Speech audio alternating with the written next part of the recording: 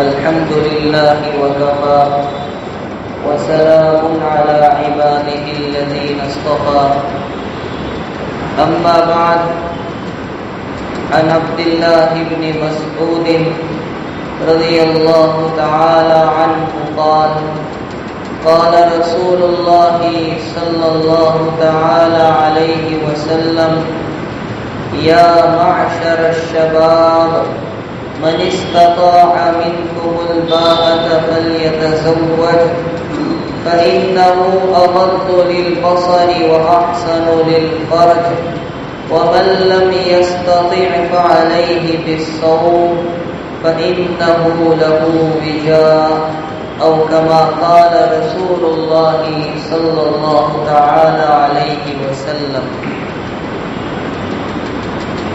قابل احترام بزرگوں، دوستوں، بھائیوں، آج کی مجلس میں جمعہ کی نماز کے بعد ایک نکاح بھی ہے، اس لیے مناسب معلوم ہوتا ہے کہ ایسے عنوان پر گفتگو کی جائے جس کا تعلق نکاح سے بھی ہو اور عام اصلاح معاشرہ سے بھی ہو۔ اسی مناسبت سے ایک روایت آپ کے سامنے پڑھی گئی جس کو امام مسلم رحمۃ اللہ علیہ نے اپنی کتاب میں بیان کیا ہے۔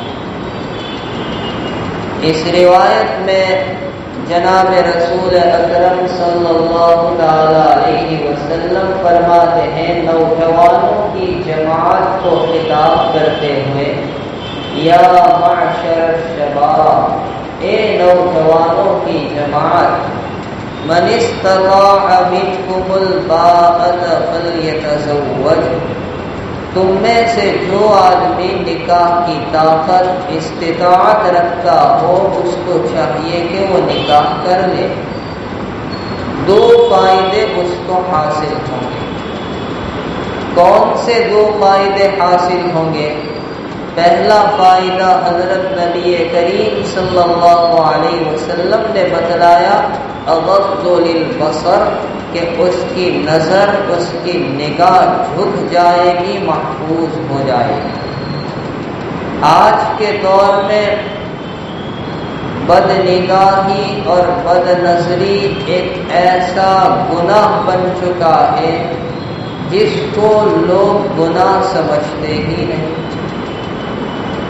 حالانکہ حق تعالیٰ نے آنکھ کی شکل میں جو عظیم نعمت ہمیں عطا فرمائی، ہم سوچ نہیں سکتے، تصور نہیں کر سکتے، اندازہ نہیں لگا سکتے کہ یہ کتنی عظیم نعمت ہے۔ شیخ الاسلام مفتی محمد تقی عثمانی صاحب دامت برکاتہم نے لکھا ہے کہ جب کوئی بندہ روشنی سے اندھیرے میں یا اندھیرے سے روشنی میں آتا ہے تو اس کی آنکھیں پھیلتی ہیں، سکڑتی ہیں۔ تو یہ پھیلنے سکڑنے کا جو مرحلہ ہوتا ہے ذرا سی دیر کا ہوتا ہے، لیکن اس میں وہ تقریباً 9 مائل کی رفتار طے کر لیتی ہے۔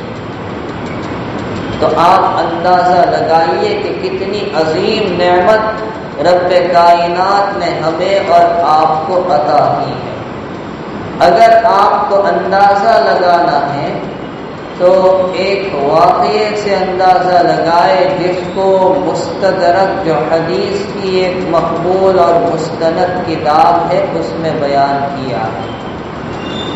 جناب رسول اکرم صلی اللہ تعالی علیہ وسلم نے پچھلی امتوں کے ایک عابد کا، متقی پرہیزگار بندے کا واقعہ بیان کیا کہ جو ہمہ وقت اللہ کی عبادت میں مصروف رہتا تھا، پلک جھپکنے کے بقدر بھی اس نے اللہ کی نافرمانی نہیں کی، اور وہ تنہائی میں یکسوئی سے اللہ کی عبادت کر سکے، اس لیے وہ ایک جزیرے پر چلا گیا جہاں چاروں طرف پانی، تاکہ وہیں اللہ کی عبادت تنہائی میں یکسوئی کے ساتھ دل جمعی کے ساتھ کر سکے۔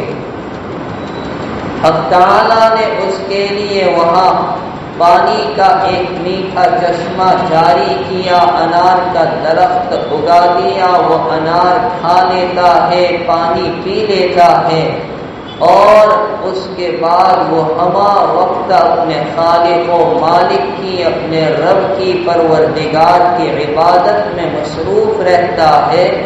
اس طرح اخلاص اور بے ریائی کے ساتھ اس نے 500 سال اللہ کی عبادت میں گزارا۔ اور ریاکاری کا احتمال بھی کیسے ہو سکتا ہے؟ ریاکاری وہاں ہوتی ہے جہاں کوئی دیکھنے والا ہو، اور یہاں کوئی ہے بھی نہیں۔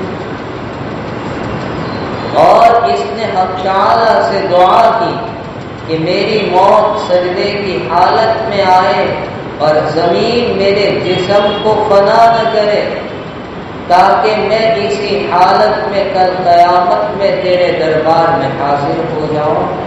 حق تعالیٰ نے یہ دعا قبول کر لی۔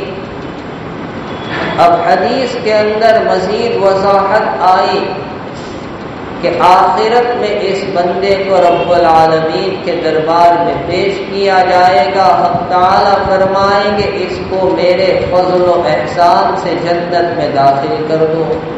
وہ کہے گا آپ کے فضل سے کیوں، بلکہ میری عبادتوں کی وجہ سے میں نے 500 سال تک آپ کی عبادت کی، وہ بھی ایسی عبادت جو اخلاص سے لبریز تھی، جس میں ریا کا، دکھلاوے کا، نام و نمود اور شہرت کا دخل نہیں تھا۔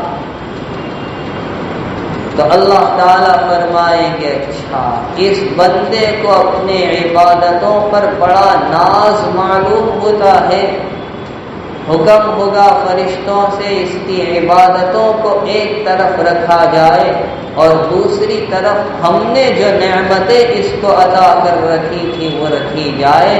تو آپ کی جو نعمت اللہ نے دی تھی، تنہا اسی نعمت کی ادائیگی میں 500 سال کی وہ مخلصانہ عبادت ختم ہو جائے گی۔ اب وہ بندہ تھر تھر کانپ رہا ہوگا اور حکم دیا جائے گا جاؤ اسے گھسیٹ کر جہنم میں داخل کر دو۔ وہ کہے گا نہیں پروردگار، تیرے فضل و احسان سے مجھے بات سمجھ میں آ گئی۔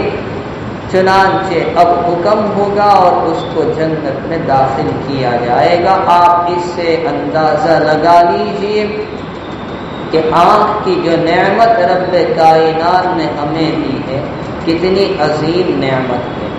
اور شیخ الاسلام مفتی محمد تقی عثمانی صاحب دامت برکاتہم نے ایک بات اور بیان کی ہے کہ ہر نعمت کے 3 حق ہوتے ہیں۔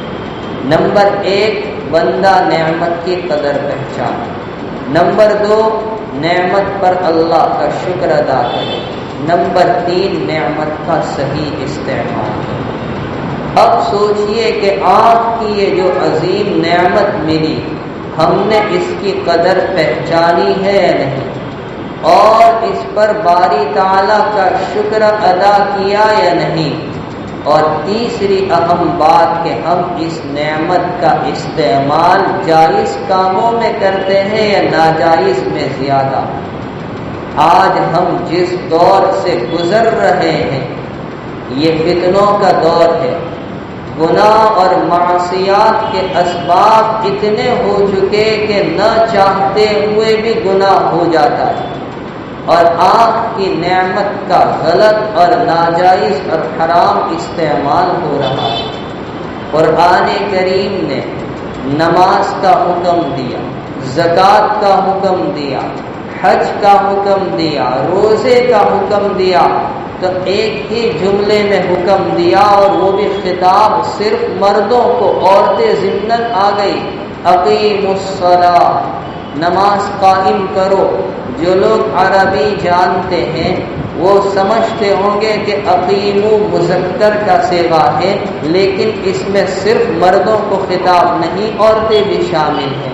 آتوا الزکاۃ یہ بھی مذکر کا صیغہ ہے، لیکن اس میں خطاب صرف مردوں کو نہیں، عورتیں بھی شامل، بس اتنے مختصر جملے میں نماز اور زکوٰۃ کا حکم آ گیا۔ الگ سے خطاب عورتوں کو نہیں کیا گیا، لیکن نظر کی حفاظت کا جب مسئلہ آیا، حق تعالیٰ نے مردوں سے الگ خطاب کیا اور عورتوں سے الگ، وہ بھی اپنے نبی کی زبانی۔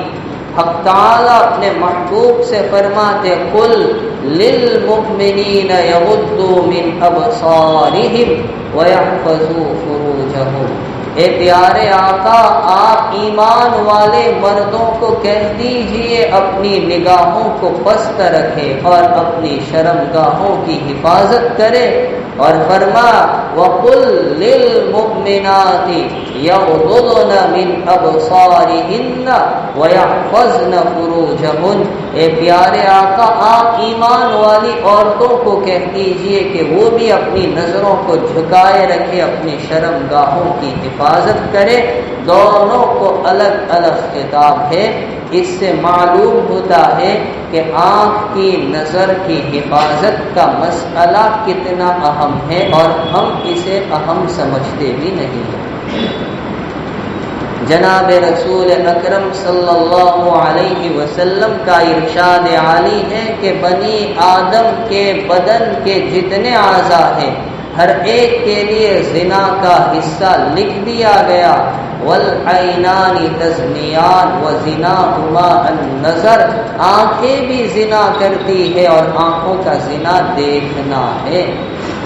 اور آپ نے فضائل وغیرہ کی تعلیم کے دوران بارہا یہ روایت سنی ہوگی، نبی کریم صلی اللہ تعالی علیہ وسلم ارشاد فرماتے ہیں کہ بد نظری یہ شیطان کے، ابلیس کے زہر آلودہ تیروں میں سے ہے، جو اس کو اللہ کے ڈر کی وجہ سے بچائے رکھتا ہے، اللہ تعالیٰ اس کو ایسا ایمان عطا فرمائیں گے جس کی حلاوت، جس کا ذائقہ وہ اپنے دل میں محسوس کرے گا۔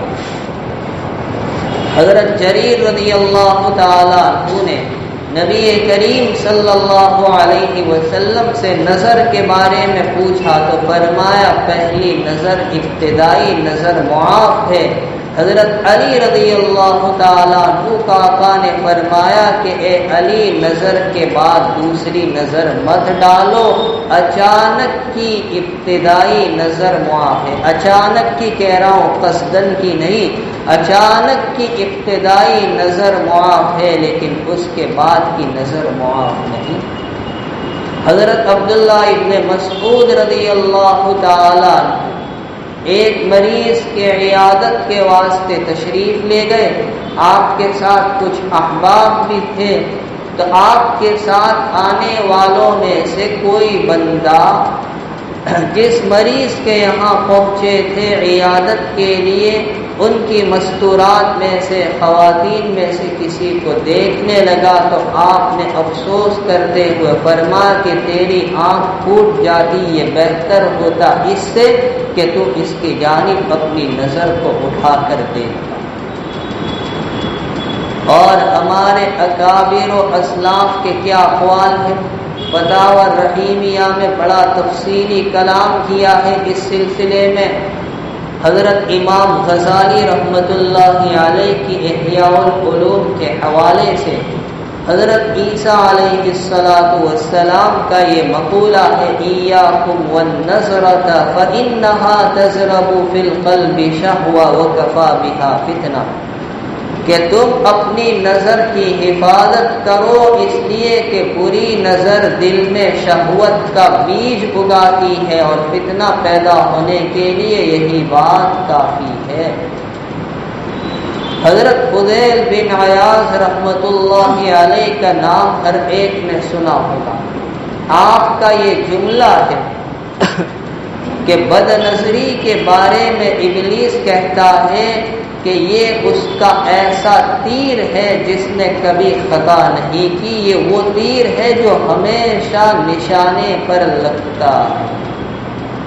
اور علامہ ابن قیم رحمۃ اللہ علیہ جو بہت بڑے محدث گزرے ہیں، نبی کریم صلی اللہ علیہ وسلم کی سیرت پر بہترین کتاب لکھنے والے زاد المعاد کے نام سے، تو وہ لکھتے ہیں کہ بد نظری یہ شیطان کا، ابلیس کا ایسا تیر ہے جس کو دیکھا جائے اسے بعد میں لگتا ہے دیکھنے والے کو پہلے تباہ کر دیتا ہے۔ یعنی یہ تیر سامنے بعد میں جائے گا، پہلے دیکھنے والے پر لگے گا۔ اور ہمارے بزرگ حضرت مولانا خلیل احمد سہارنپوری رحمۃ اللہ علیہ مہاجر مدنی عجیب جملہ فرمایا کرتے تھے کہ بد نظری قوت حافظہ کے لیے زہر قاتل ہے۔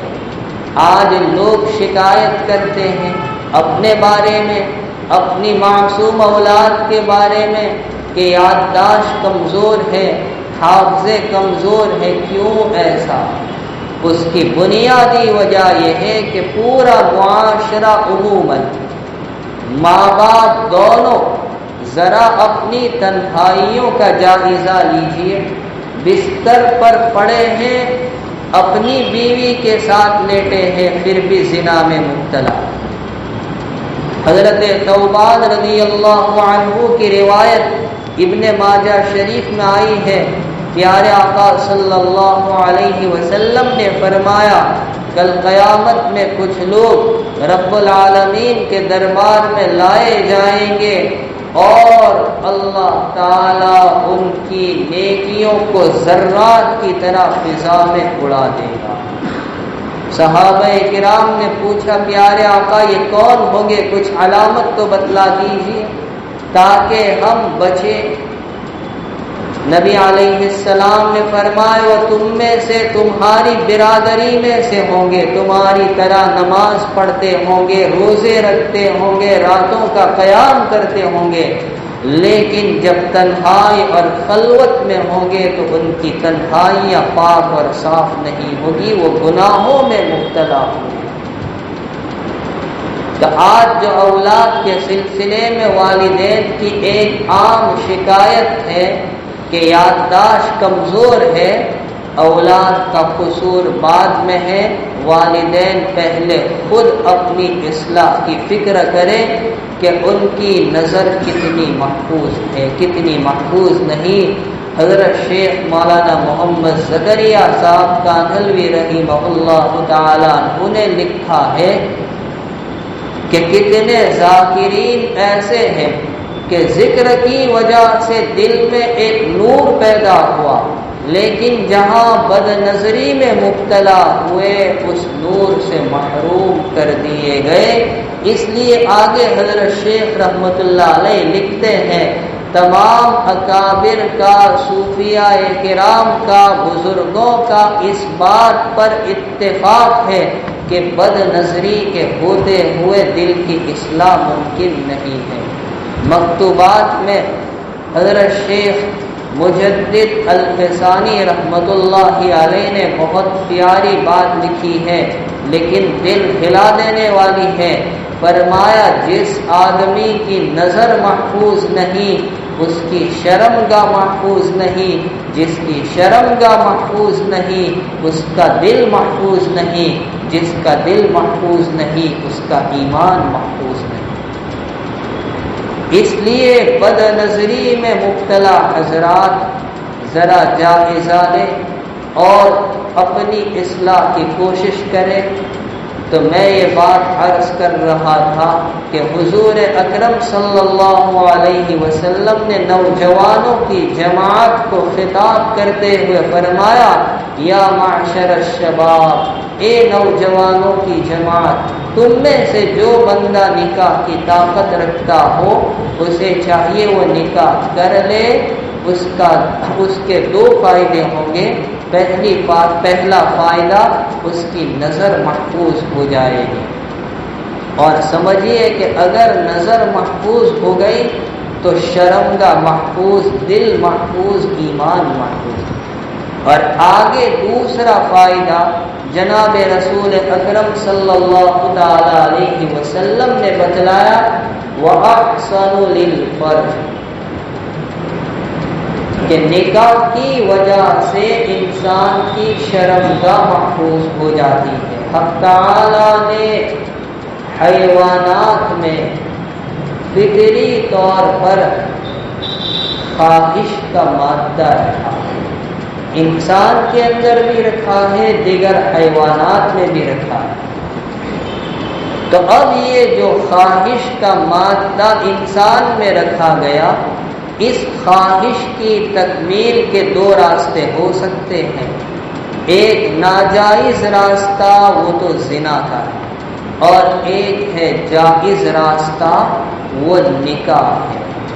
نکاح کی وجہ سے جہاں انسان اپنی خواہش کو جائز مقامات میں استعمال کرتا ہے، دوسری طرف ڈھیر سارے فوائد دینی دنیاوی ہر اعتبار سے اسے حاصل ہو جاتے۔ جہاں نظر محفوظ ہو گئی، ساتھ ساتھ میں اس کی شرمگاہ بھی محفوظ ہو جاتی ہے۔ اور قرآن کریم میں 18ویں پارے کی ابتدائی 10 آیتوں میں کامیاب ایمان والے بندوں کی 7 علامتیں، 7 صفتیں بیان کی۔ اللہ تعالیٰ فرماتے قد افلح المؤمنون، تحقیق وہ ایمان والے کامیاب ہو گئے۔ کون سے؟ جن میں 7 علامتیں ہو، مجھے 7 نہیں بتلانی ہے، لیکن 7 میں سے ایک علامت یہ بھی بیان کی گئی، والذین هم لفروجہم حافظون، جو اپنی شرمگاہوں کی حفاظت کرتے ہیں۔ معلوم ہوا جس کی شرمگاہ محفوظ ہو گئی وہ بندہ کامیاب ایمان والا ہے۔ اور شرمگاہ محفوظ کیسے ہوگی؟ وہ نکاح کی وجہ سے، نہ کہ زنا کی وجہ سے۔ اور متعدد روایات میں یہ مضمون ہے۔ حضرت نبی کریم صلی اللہ علیہ وسلم ارشاد فرماتے ہیں من یضمن لی ما بین لحیی وما بین رجلی اضمن له الجنہ، جو آدمی مجھے ضمانت دے، ذمہ داری دے اس چیز کی حفاظت کی جو 2 جبڑوں کے درمیان ہے، یعنی زبان کی حفاظت کی، اور اس چیز کی حفاظت کی جو 2 رانوں کے درمیان ہے، یعنی شرمگاہ کی، میرے آقا علیہ السلام کا وعدہ ہے جس میں 19-20 کا امکان نہیں۔ آقا فرماتے اضمن له الجنہ، میں اس کے لیے جنت کی ذمہ داری لیتا ہوں۔ تو آپ سوچ لیجئے کہ نکاح کی وجہ سے جب شرمگاہ محفوظ ہو گئی، اور شرمگاہ محفوظ ہونے پر نبی علیہ السلام جنت کا وعدہ فرما رہے ہیں، ضمانت لے رہے ہیں، ذمہ داری لے رہے ہیں۔ اور شرمگاہ کے محفوظ ہونے پر کیا نہیں ملتا؟ بخاری شریف کی روایت میں جب شرمگاہ محفوظ تو یہ بندہ عرش الہی کے سائے میں ہوگا۔ امام بخاری رحمۃ اللہ علیہ نے کئی مقامات پر روایت نقل کی ہے کہ جب کل قیامت میں ہولناکی اور وحشت کا عالم ہوگا، نفسی نفسی کا ماحول ہوگا، اور بندہ سایہ تلاش کرے گا، عرش الہی کے سائے کے علاوہ کوئی سایہ نہیں ہوگا۔ تو ایسے موقع پر جن 7 خوش قسمت بندوں کو رب کریم اپنے عرش کے سائے میں مقام دے گا، ٹھکانہ دے گا، وہ 7 بندوں میں ایک کون ہے؟ وَرَجُلٌ طَلَبَتْهُ ذَاتُ مَنْصَبٍ وَجَمَالٍ فَقَالَ إِنِّي أَخَافُ اللَّهَ، کہ وہ آدمی جس کو حسن و جمال والی عورت زنا کی جانب، بدکاری کی جانب بلائے اور وہ کہتے میں تو اللہ سے ڈرتا ہوں، اللہ کے ڈر کی وجہ سے وہ بدکاری سے رک جائے، یہ بندہ کل قیامت میں رب العالمین کے عرش کے سائے میں ہوگا، اور اس دن رب العالمین کے عرش کے سائے کے علاوہ کوئی اور سایہ نہ ہوگا۔ امام ترمذی رحمۃ اللہ علیہ نے حدیث نقل کی ہے، حضرت عبداللہ بن عمر رضی اللہ عنہما فرماتے میں نے نبی علیہ السلام سے 1 مرتبہ نہیں، 2 مرتبہ نہیں، بلکہ 7 تک گنوایا کہ اگر اس سے زیادہ مرتبہ سنا نہ ہوتا تو میں تمہارے سامنے بیان نہ کرتا. میں نے تو 7 مرتبہ سے زیادہ مرتبہ یہ روایت سنی ہے.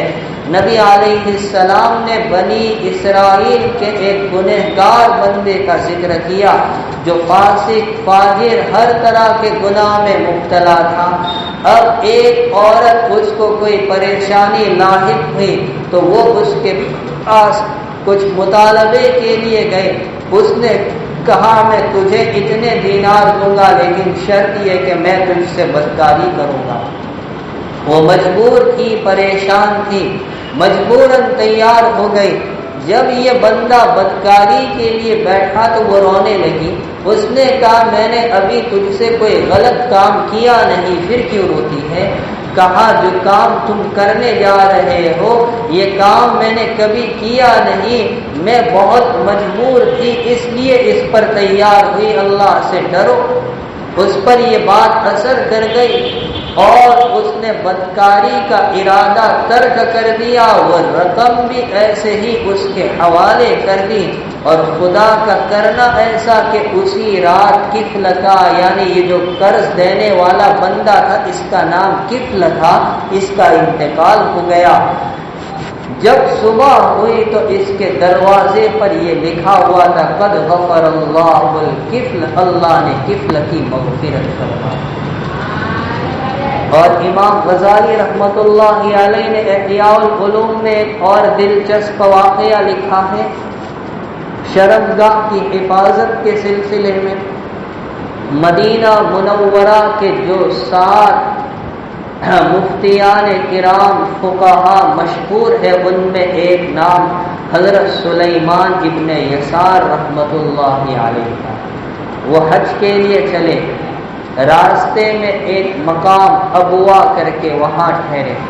ساتھی کو کھانا لینے کے لیے بھیجا، وہ کھانا لینے چلے گئے.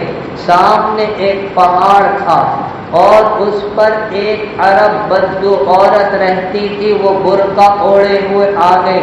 سلیمان بن یسار نے خیال کیا شاید یہ کھانا مانگنے کے لیے آئی ہے، کھانا تلاش کرنے لگے. وہ کہنے لگی نہیں، مجھے کھانے کی ضرورت نہیں، مجھے وہ چاہیے جو ایک عورت کو ضرورت ہوتی ہے ایک مرد سے. اب احرام کی حالت ہے، حج کا سفر ہے، مکے کا ارادہ ہے، مدینہ سے نکلے ہیں اور اس طرح کی پیشکش اس خاتون کی جانب سے ہو رہی ہے. سلیمان بن یسار بھاڑے مار مار کر رونے لگے. وہ گھبرا کر چلی گئی. جب ساتھی کھانا لے کر آیا تو دیکھا آنکھیں سرخ ہے، لال ہے. کا کیا بات ہوئی؟ کا بس کچھ نہیں. کا کیا بات ہے؟ کا گھر والوں کی یاد آئی تھی. کہ نا گھر والوں کی یاد میں کوئی ایسا نہیں روتا، کچھ تو بات ہے. مجبوراً آپ نے پورا قصہ سنایا. ساتھی کہنے لگا الحمدللہ آپ تھے، آپ کی جگہ میں ہوتا تو میں گناہ میں مبتلا ہو جاتا، آپ تھے بچ گئے.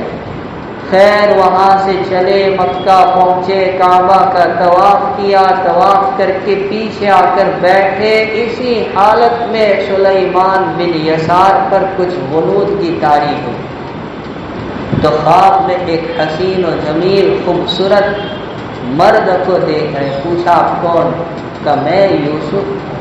کہ یوسف کون؟ یوسف بنی اسرائیل کے پیغمبر سیدنا یوسف علیہ السلام بڑے خوبصورت تھے، نصف حسن تنہا ان کو دیا گیا تھا. تو کہا ہاں بنی اسرائیل کا پیغمبر. تو سلیمان بن یسار کہنے لگے کہ زلیخا کے ساتھ آپ کا قصہ تو بڑا عجیب ہے. جواب ملتا ہے کہ ہاں لیکن ابوا والی عورت کے ساتھ تمہارا جو قصہ پیش آیا وہ اس قصے سے بھی زیادہ عجیب ہے. اصل چیز ہے نگاہ اور شرمگاہ کی حفاظت. تو اس کا آسان راستہ شریعت نے نکاح رکھا ہے. تو نکاح یہ صرف ایک رسم نہیں، یہ تمام انبیاء کی سنت ہے، یہ تقوی آنے کا ذریعہ ہے اور خاص کر نظر اور شرمگاہ کی حفاظت کا ذریعہ ہے. تو آج کی مجلس میں جمعہ کے بعد جو نکاح ہونے والا ہے ہماری دلی دعا ہے کہ اللہ تعالیٰ اس نکاح کو مبارک فرمائے، نظر اور شرمگاہ کی حفاظت کا ذریعہ بنائے، زندگی میں تقوی آنے کا اور نبی علیہ الصلاۃ والسلام کی سنتوں سے زندگی کے آراستہ ہونے کا، اولاد صالحہ کے وجود میں آنے کا ذریعہ بنائے۔ آمین یا رب العالمین۔